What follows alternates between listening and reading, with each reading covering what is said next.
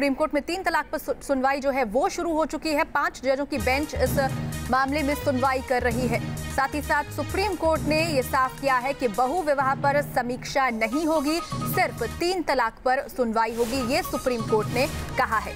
तो बड़ी खबर इस वक्त की, सुप्रीम कोर्ट में आज से 3 तलाक के मुद्दे पर सुनवाई जो है वो शुरू हो गई है।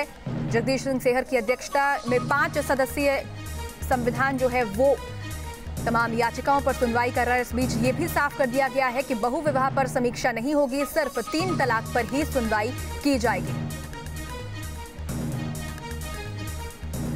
और हमारे सहयोगी अरविंद सिंह ज्यादा जानकारी के साथ जुड़ गए हैं। अरविंद, सुनवाई जो है वो शुरू हो चुकी है। सुप्रीम कोर्ट ने साफ कर दिया है कि सिर्फ 3 तलाक पर सुनवाई होगी। क्या कुछ और अहम बातें निकलकर सामने आई हैं?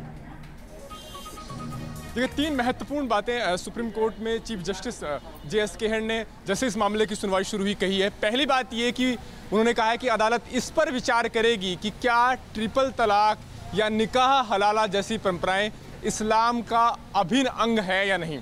यानी कोर्ट पहले ये तय करेगी कि जिस तरह की कि क्या ये उसका अभिन्न हिस्सा है या नहीं। कोर्ट ने यह भी साफ किया कि अगर अदालत इस निष्कर्ष पर पहुंचती है कि ट्रिपल तलाक या निकाह हलाला इस्लाम का अभिन्न अंग है, तो ऐसी सूरत में अदालत इसमें दखल नहीं देगी, ये अदालत ने साफ किया है। तीसरी महत्वपूर्ण बात जो चीफ जस्टिस ने कही है वो ये कि फिलहाल वो ट्रिपल तलाक को लेकर के विचार करेंगे और अगर ट्रिपल तलाक की वजह से निकाह हलाला जैसी स्थिति आती है तो उस पर विचार हो सकता है। लेकिन सुप्रीम कोर्ट ने संकेत दिए हैं कि बहुविवाह यानी एक साथ 4 शादी करने की जो इजाज़त है इस्लाम में, उस पर सुप्रीम कोर्ट फिलहाल विचार नहीं करने जा रहा है। तो महत्वपूर्ण बात ये सुप्रीम कोर्ट ने ऑब्जर्वेशन में कही है और इस आधार पर आप समझ सकते हैं कि जो आज अहम सुनवाई शुरू हुई है, इन 3 बिंदुओं के इर्द गिर्द ये पूरी सुनवाई केंद्रित रहेगी। बिल्कुल, ये 3 बिंदु अहम रहेंगे सुनवाई के दौरान। अरविंद, कई मामलों में महत्वपूर्ण भी है ये सुनवाई, क्योंकि कुछ दिन पहले इलाहाबाद हाईकोर्ट ने ये साफ किया था कि पर्सनल लॉ बोर्ड के नाम पर महिलाओं के मानवाधिकार का हनन नहीं किया जा सकता। केंद्र सरकार भी इस बात को लगातार कहती आई है और इस बीच ये सुनवाई सुप्रीम कोर्ट में शुरू हुई है, बेहद अहम। देखिए, 2 अहम इशू इस पूरे मामले पर हैं। वो ये कि जहां एक और जो मुस्लिम महिलाएं हैं उनकी तरफ से याचिका दायर करके कहा गया है कि संविधान के अंदर जो समानता का अधिकार दिया गया है आर्टिकल 14 और 15 के तहत, उसका सीधे तौर पर मुस्लिम पर्सनल लॉ बोर्ड के जो ये प्रावधान है वो उल्लंघन करते हैं। लिहाजा समता के अधिकार की अवहेलना होती है, सुप्रीम कोर्ट को इसमें दखल देना चाहिए। वही जो तमाम मुस्लिम और सामाजिक संगठन है जो इसके खिलाफ में है, उनका ये कहना है कि संविधान धार्मिक आज़ादी का अधिकार देता है और अगर सुप्रीम कोर्ट दखल देता है तो ये धार्मिक स्वतंत्रता के अधिकार में दखल होगा। तो आज सुप्रीम कोर्ट ने जो सुनवाई शुरू हुई है, चीफ जस्टिस ने पहले ही साफ कर दिया है कि अगर ये 2 परंपराएं यानी ट्रिपल तलाक और निकाह हलाला अगर इस्लाम का अभिन्न हिस्सा है या नहीं, इस पर सुप्रीम कोर्ट पहले विचार करेगा और अगर ये अभिन्न हिस्सा है तो ऐसी सूरत में अदालत कोई दखल नहीं देगी।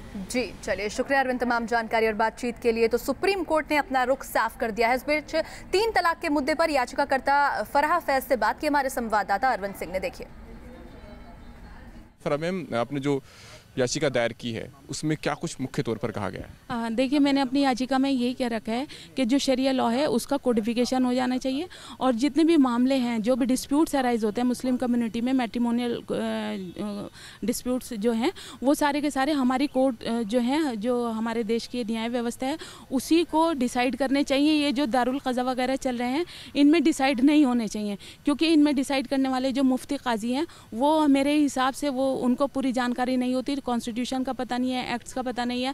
और वो उनकी अगर बात करें तो तमाम जो धार्मिक और सामाजिक संगठन हैं मुस्लिम समुदाय से जुड़े हुए, उनका ये कहना है कि अगर पर्सनल लॉ बोर्ड के प्रावधानों पर सुप्रीम कोर्ट दखल देता है तो ये धार्मिक स्वतंत्रता का जो अधिकार है उसका उल्लंघन होगा। देखिए, जो आर्टिकल 25, 26 की वो बात करते हैं, उसमें जो रिलीजन का इंटीग्रल पार्ट है, जिसमें हज, नमाज, रोज़ा, ज़कात, खैरात वगैरह आती हैं, वो चीज़ें प्रोटेक्टेड हैं। लेकिन जो सोशल चीज़ें हैं, वो एजुकेशनल चीज़ें हैं, क्योंकि शरिया तो हर चीज़ पे बात करती है, टॉपिक पे बात करती है, तो वो प्रोटेक्टेड नहीं है।